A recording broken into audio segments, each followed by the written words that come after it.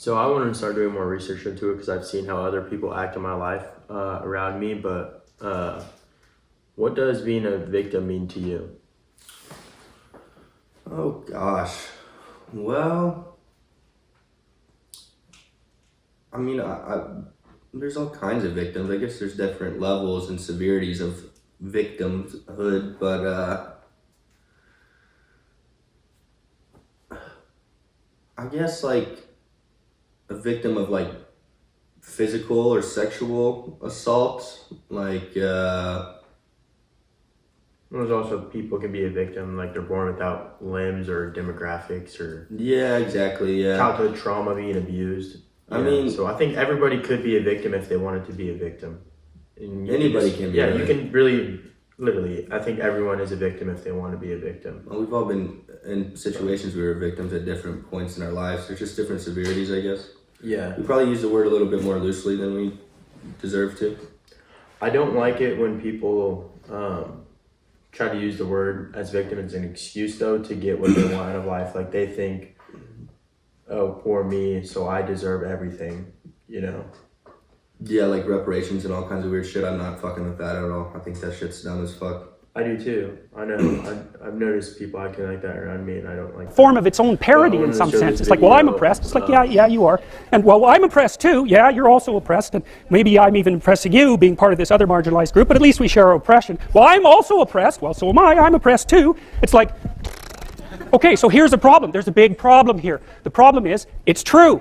You're oppressed, you're oppressed, you're oppressed, you're oppressed. God only knows why. Maybe you're too short, or you're not as beautiful as you could be, or your grandparent was a serf, likely, because almost everybody's great-grandparent was. It's like, and you're not as smart as you could be, and you have a sick relative, and you have your own physical problems, and it's like, frankly, you're a mess. And you're oppressed in every possible way, including your ancestry and your biology, So yeah, pretty much anyone could be a victim at that point, just finding reasons why you think that you deserve something in your life when you haven't done anything to achieve it. And I hate that. That's like such a big thing in this world.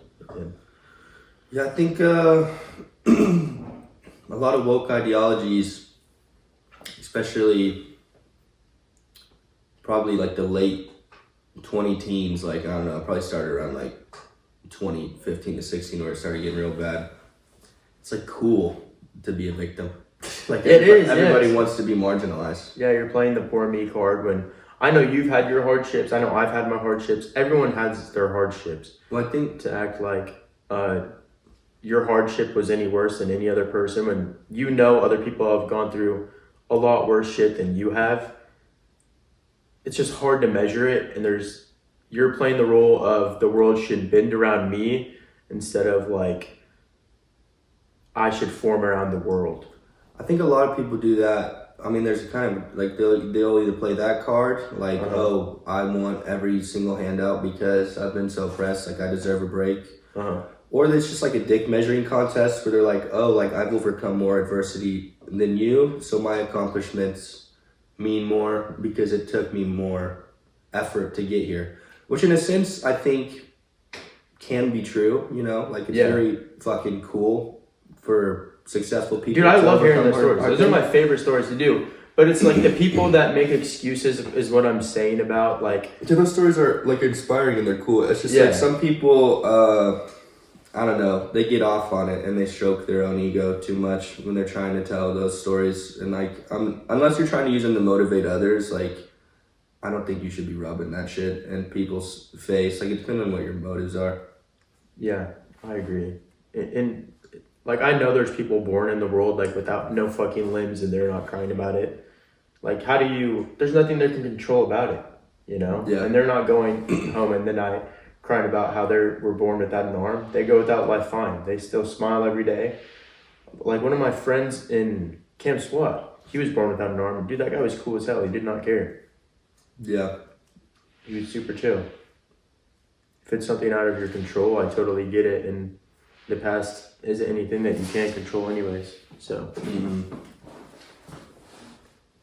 With that being said, though, I mean, there's still like, in reality, a lot of those people that aren't crying wolf do truly need help, and some communities are marginalized and things need to change, but there's a fine line. Sometimes people they're just asking for a little bit too much. Yeah. It just kind of depends on your motives or intentions. And I mean, you can see and smell like authentic people, you know what I'm saying? It's pretty easy to tell the difference between some fucking loser that's looking for a handout and somebody that really does, you know, need food stamps or need whatever. Like, a lot of those programs are very important, and some people really do seriously, desperately need help. And they ask for it, as they should. Because, I mean, like, that's the only way you get any farther in life, is asking for help. I don't think asking for help is wrong. I just think asking for help when you don't need it because you don't want to do it on your own, it's kind of fucking pathetic. Yeah, I agree. Well, let's be honest too. Like, when I was struggling and being fucking stupid, I could have played the poor me card of me being an addict and shit when I know that there's stuff around me that I had to clean up in my own life. So if you're asking for handouts when you haven't cleaned anything up in your life, like, do you think it's justified? Do I think it's justified? No, but like you worked the steps. You went to the Oxford House. You went to rehab. I mean, you played the game, so you were making effort. Obviously, there's a lot of people there still helping you, but it still took a lot of effort on your part. Like, it didn't just happen because people were doing it for you. You also had to reciprocate that energy, you know? How do you get past the victim mentality? I don't know. I mean, it's something that I struggled with a lot for a couple of years, you know. I always felt like, oh, woe is me, and I played the poor me card, and I constantly complained. And looking back, it's like embarrassing as fuck. But I think once you get to a certain age, you just recognize, like, man, I gotta be accountable for my own actions. Like, so many other people have overcome so much worse than me. Like, I can't keep making excuses. You just start to look and feel like a fucking loser, you know? Yeah, I know exactly. I mean, I was one too, yeah. Like, I think that's a lot of the reason that I stopped playing that card as much or complaining as much is because it's just not attractive.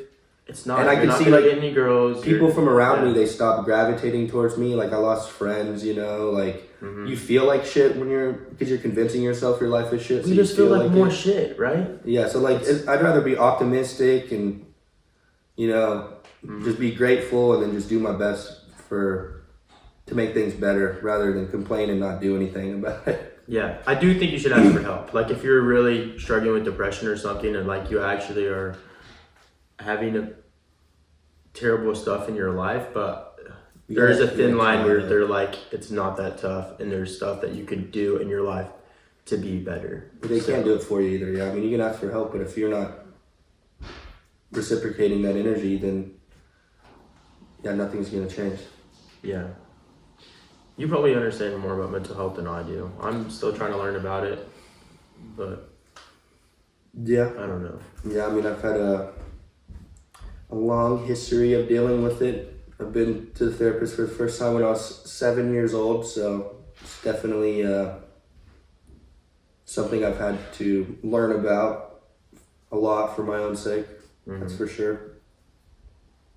Still learning every day. But yeah, man. I just think everybody has their hardships. It's a journey. It is a journey for sure.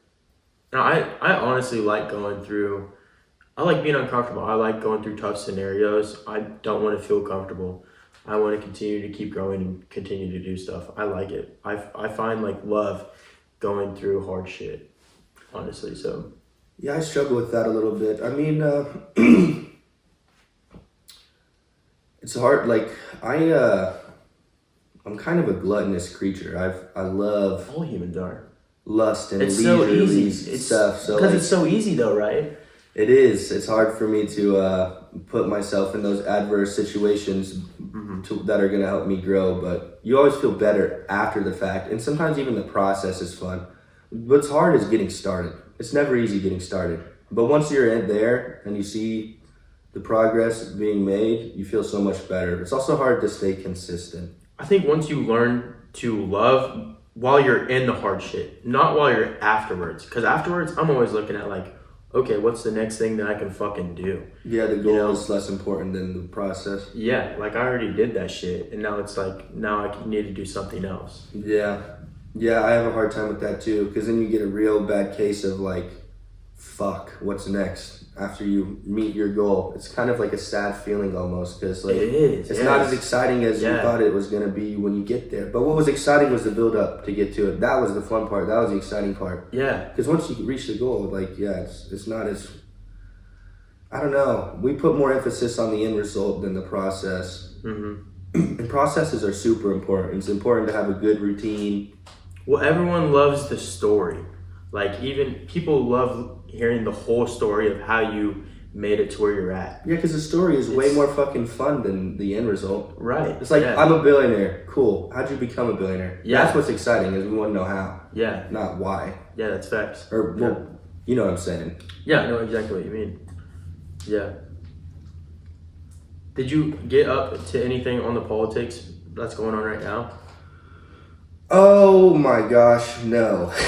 It's fucking wild, bro. Well, from what I can understand, it's absolutely fucking insane, but my knowledge is super duper limited. I mean, I'll tell you what's going on, and then you can,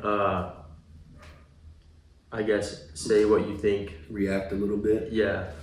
But so the Texas border, the Texas governor pulled out Border Patrol and put their National Guard in place instead of Border Patrol.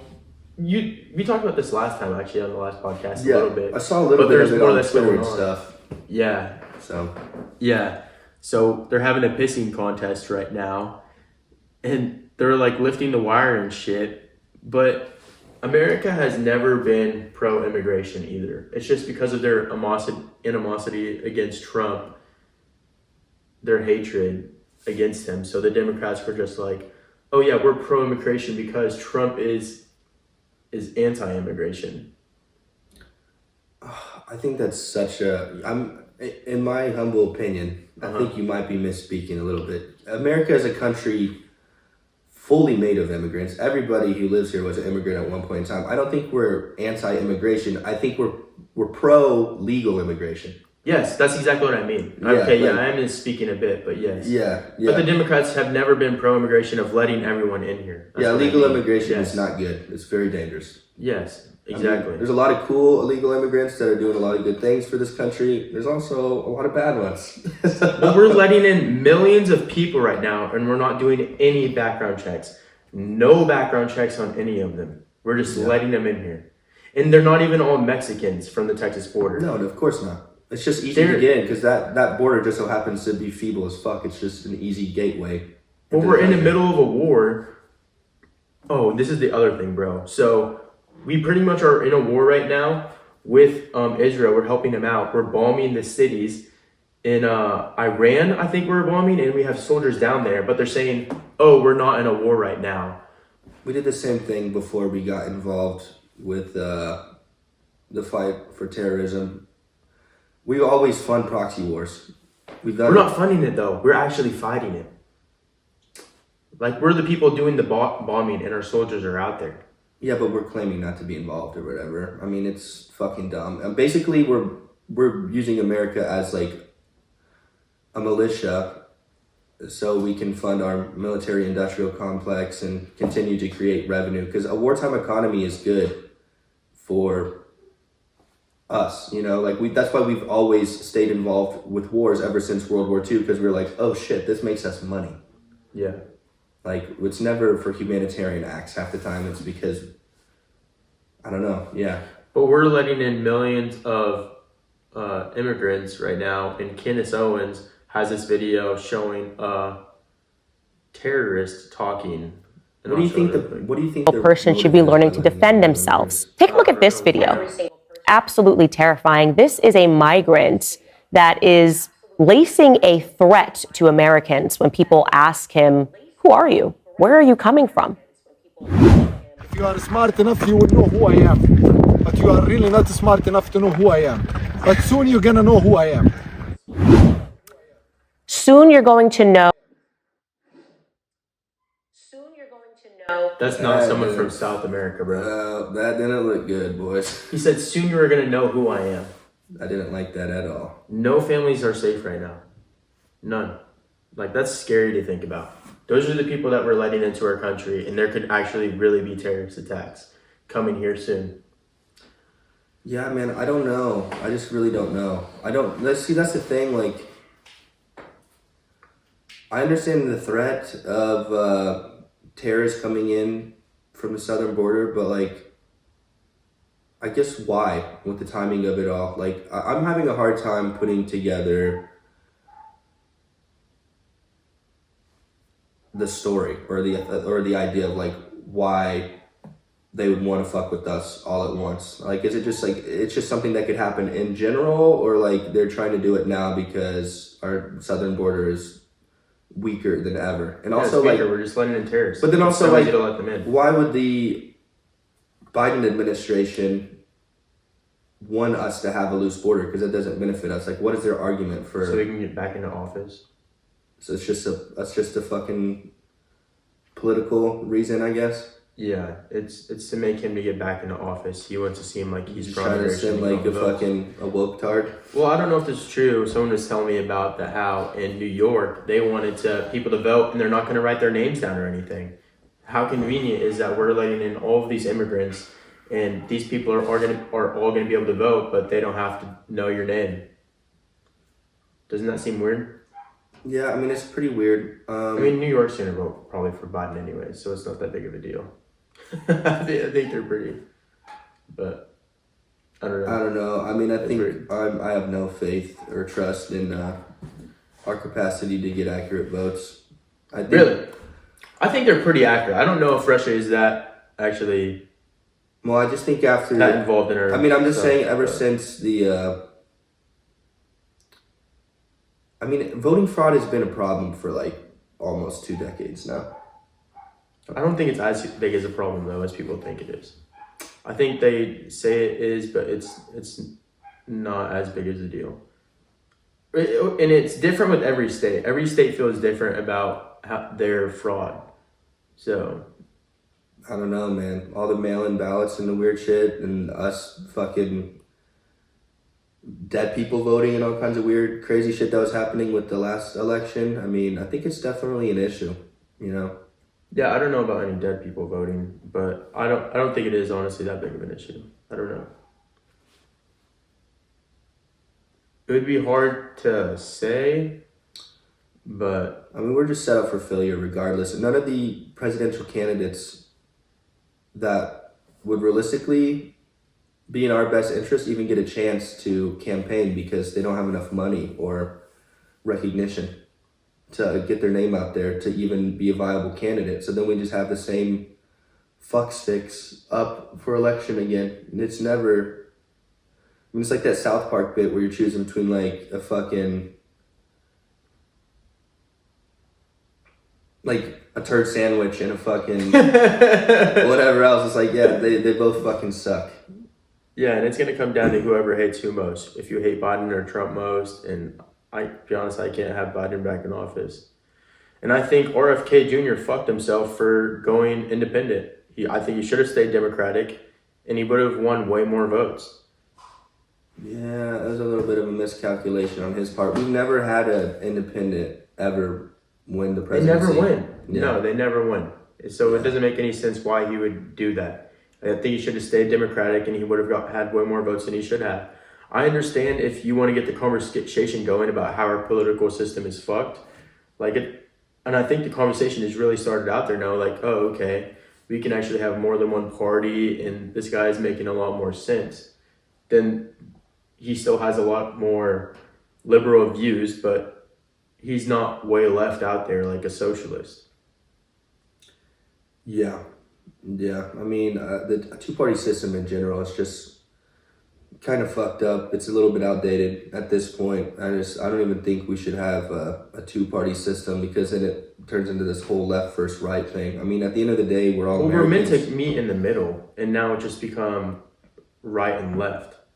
So I think we Exactly. almost do need a third party to where it's like, I think we should have no parties. You just vote for somebody based on their policies. You don't let colors get involved. Then it becomes like sports teams or gang affiliations. It's not about what's in our best interest. It's about whose team do we want to win. It becomes a lot more tribal, than an educated decision for all of our best interests. Well, it is an educated decision. There's more political parties because that's what aligns with more people's views. It's supposed to be an educated decision, but I think a lot of the time people don't look at it that way. They just get super loyal to their team or gang. Well, I think what happens is they idolize them and they want to be in a sense of community. So they which is fine. Agree with everything with that political party, when I think most people would be like, oh, I don't agree with this political party, or I don't agree with this about this political party, but in the end, they have a lot of the views that I have, so I'm going to go with that one, and that's how it should be.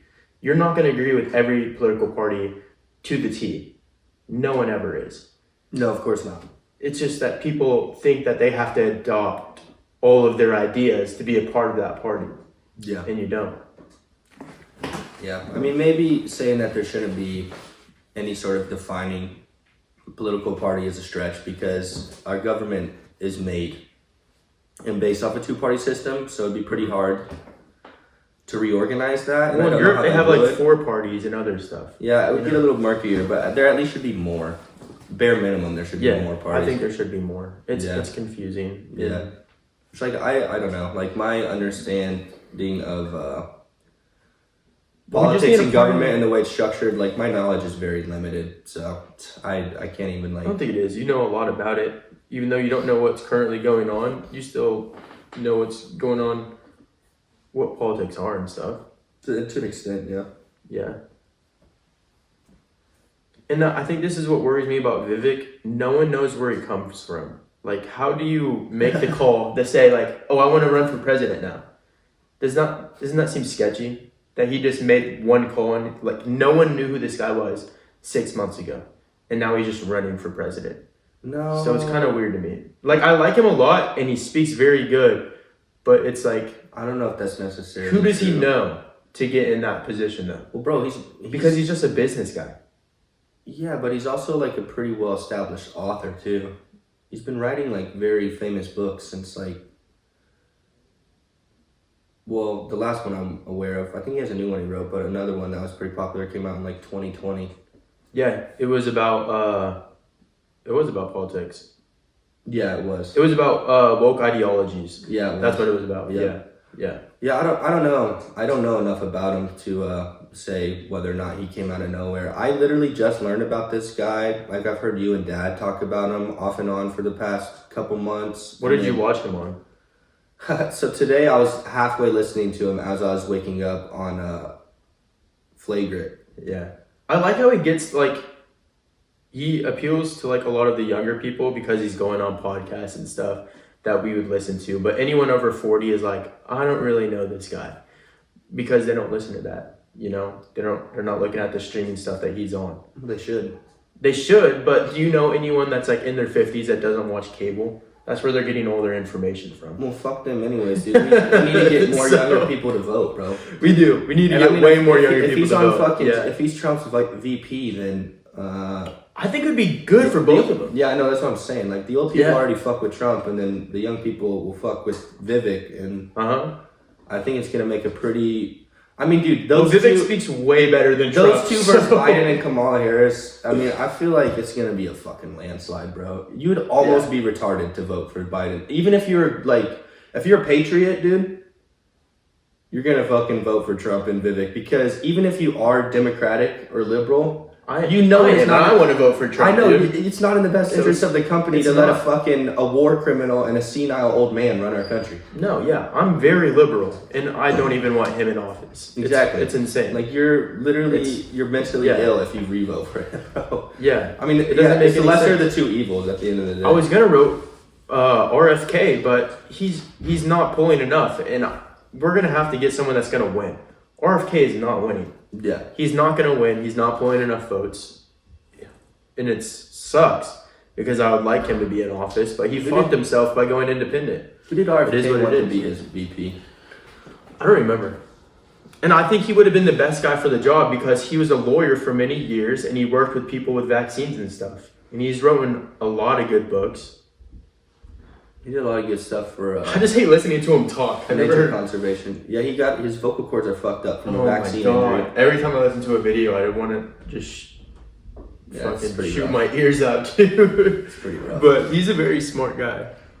Yeah, he's smart and well spoken. Yeah.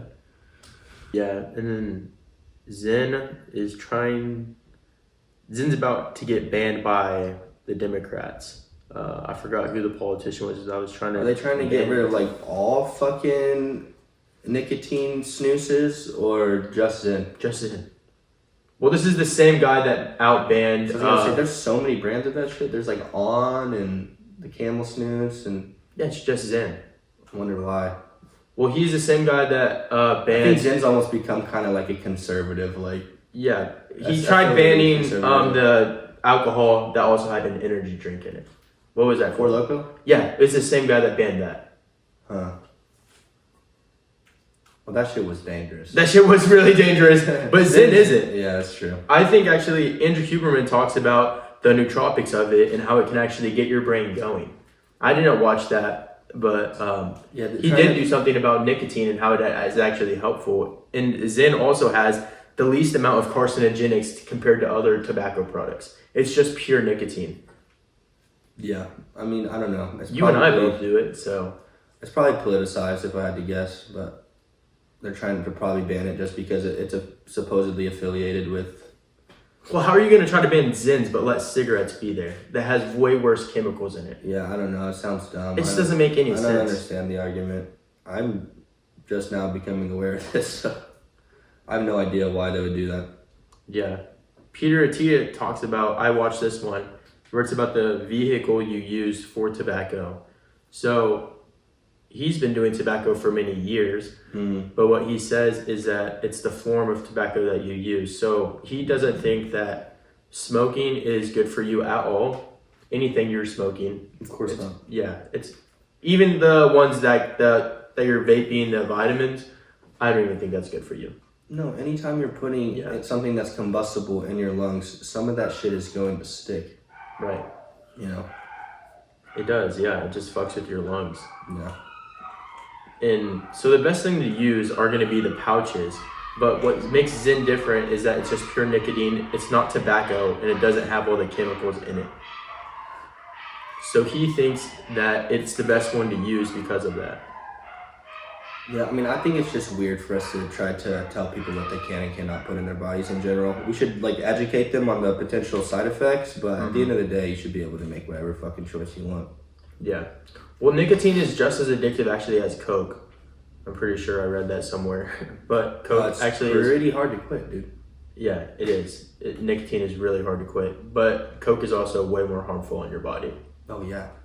So you can get cancer from tobacco, but you're not going to become a tweaker. Like, Yeah, you'll still hold a job. yeah, you'll still hold a job. And Nobody's like, oh, I'm not going to be able to show up to work today. I hit too many Zens. yeah, that'd be pretty wild. Well, I'm fucking hell addicted to caffeine. That's really the only stimulant I do. Yeah.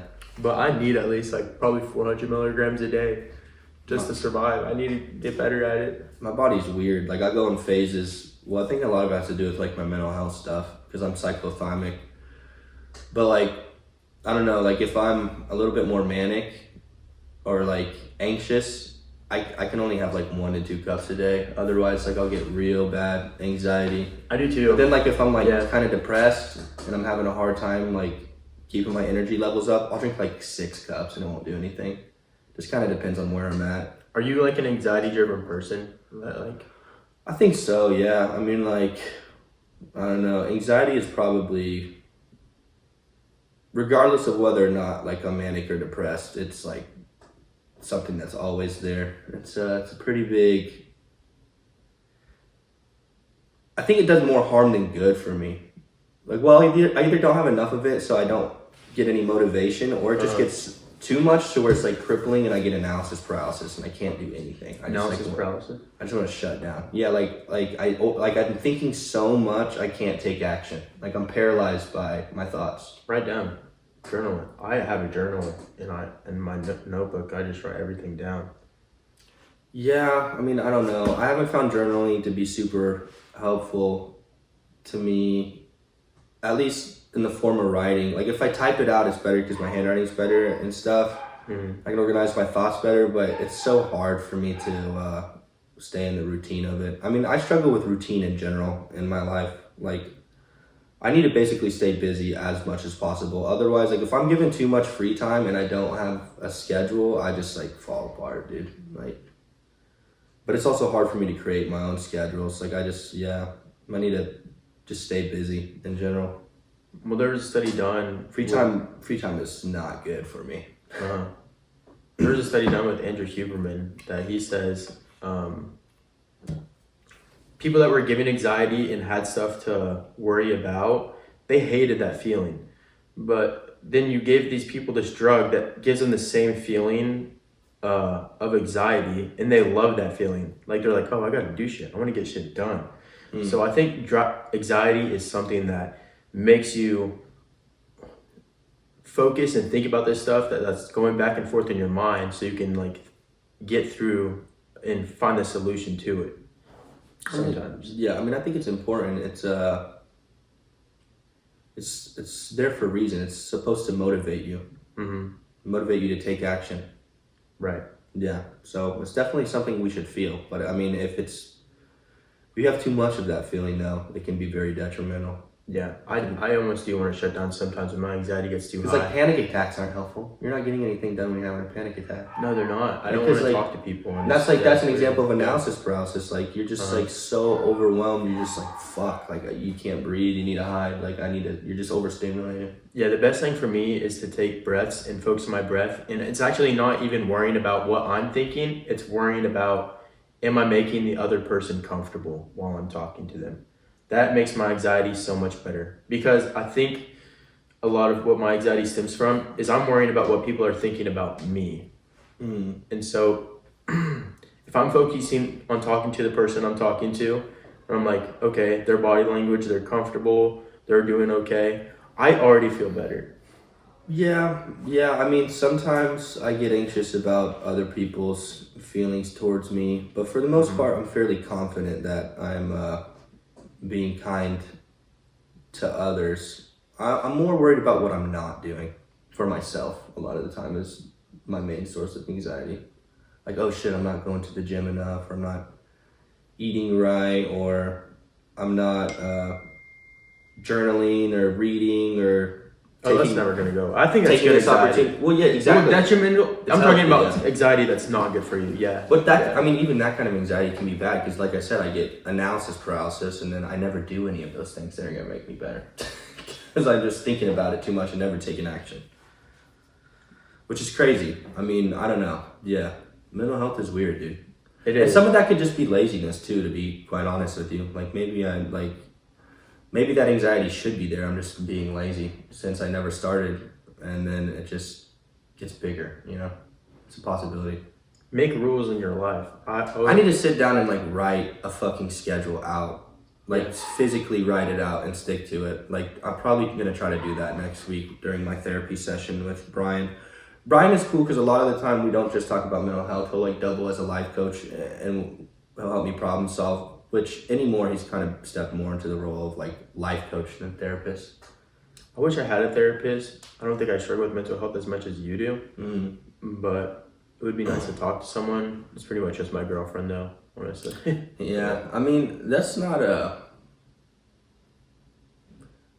you don't have to have mental health issues or mental illness to talk to a therapist. It just promotes better mental health, and you can use them like a life coach as well, you know, just get an unbiased third party to help you kind of organize and construct your life. Because like, I mean, it's cool to get help from like loved ones, you know, like whether it's your girlfriend or family or you know, one of your close friends, but they know you too well, and sometimes like when they're giving you advice, you can get emotional about it.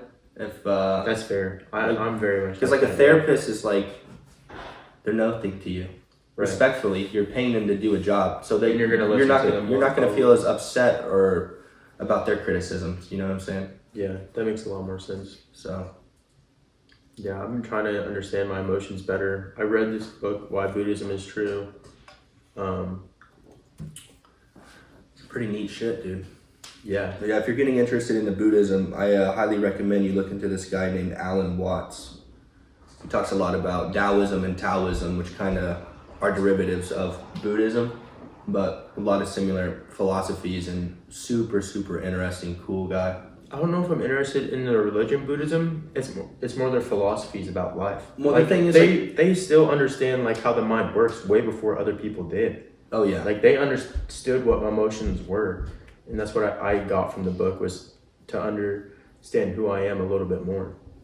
from my understanding as well, like it's a pretty open-minded religion or philosophy. I mean, they're kind of this, like, because like some Buddhists believe in creator theory, like there is a God, and some don't. You know, like there's some atheists that are practicing Buddhists because they just like to follow the philosophy of Buddhism because they think it enriches their life. So like It does. Like they're pretty open-minded yeah.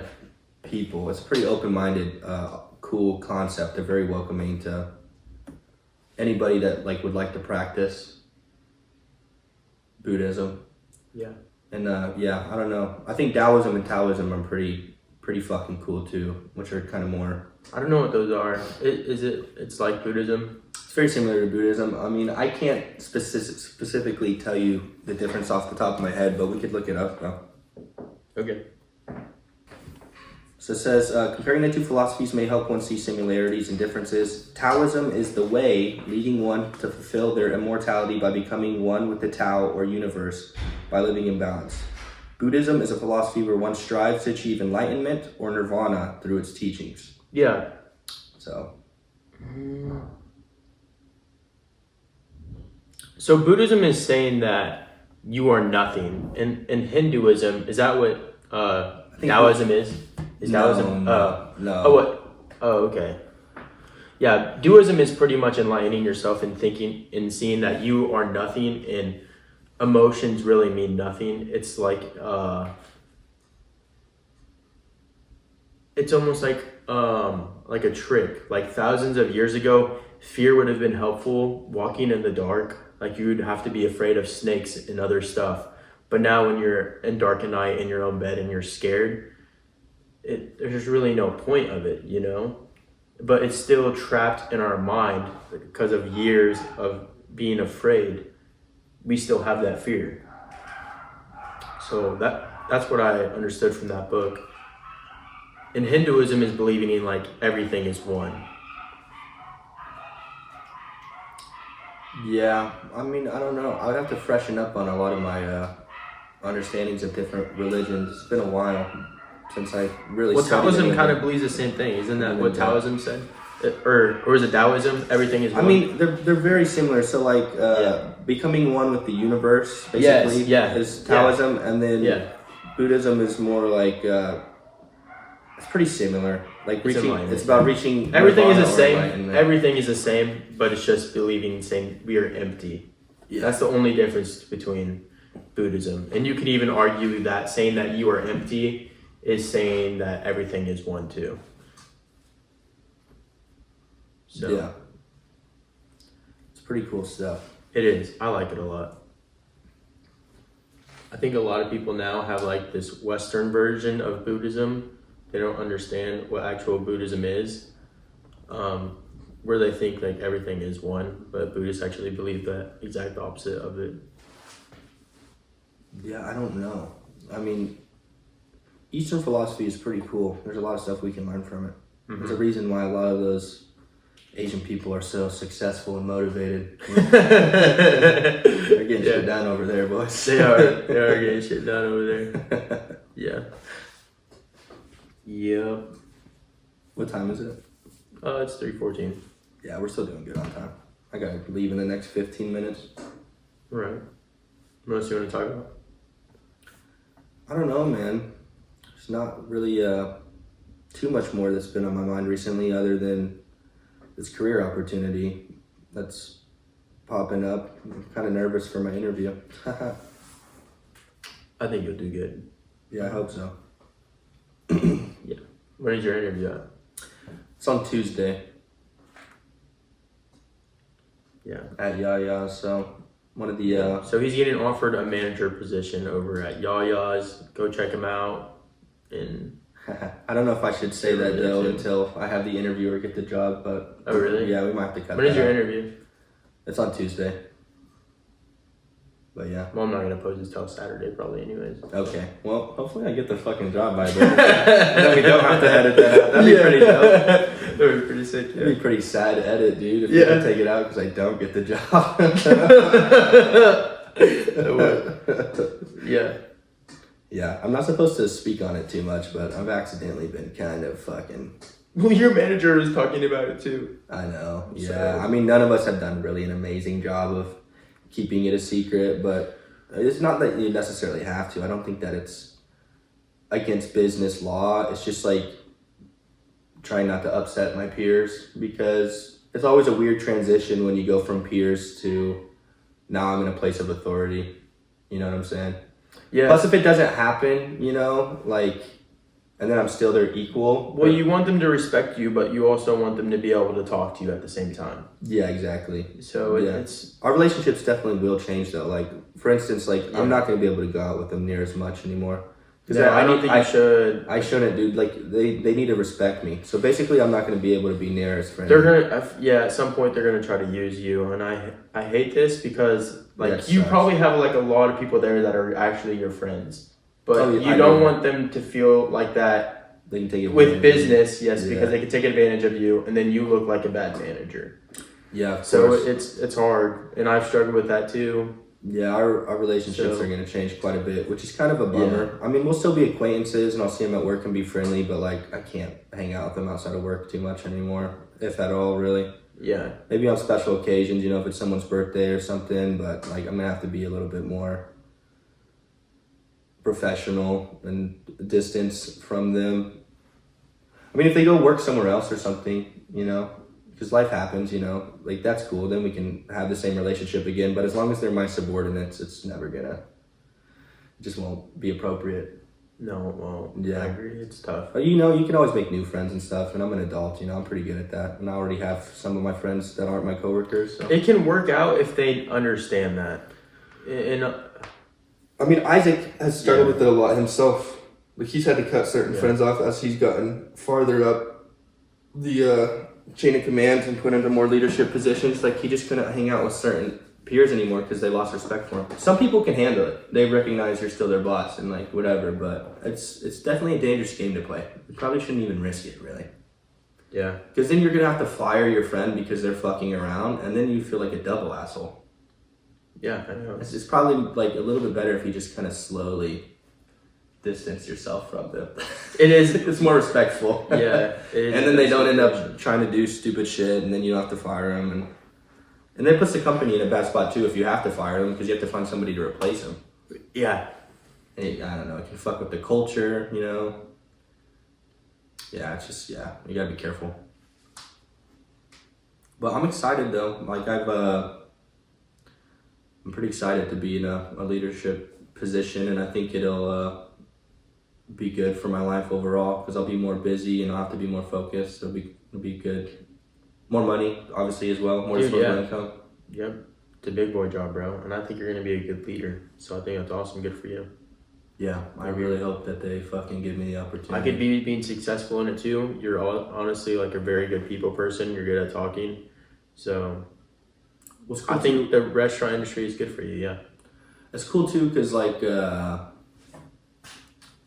PB&J is like a corporation, so they open like tons of different restaurants and shit. So there's like longevity with it too. Like I could keep working my way up, you know, Right. Because like we have a general manager as well, so you know I could even potentially one day become a GM or something. That'd be pretty Or dope. you could open your own restaurant. Yeah, that too. You know, with their help or whatever, that'd be pretty dope. You could, yeah. You could get funding for them opening up a restaurant and you would own it.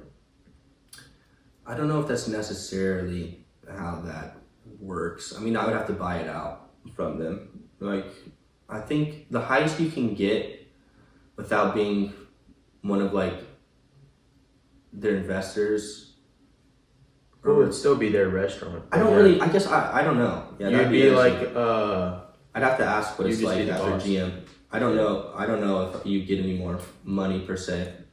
Because they're like a lot of the time when you do get to a management position and you're a veteran manager, from what I understand at this company, they'll like take you somewhere to go help open one of their new concepts, like to train the management over there and stuff, kind of teach them our ways. But I don't know about like where it ends as far as how high up you can get with the company.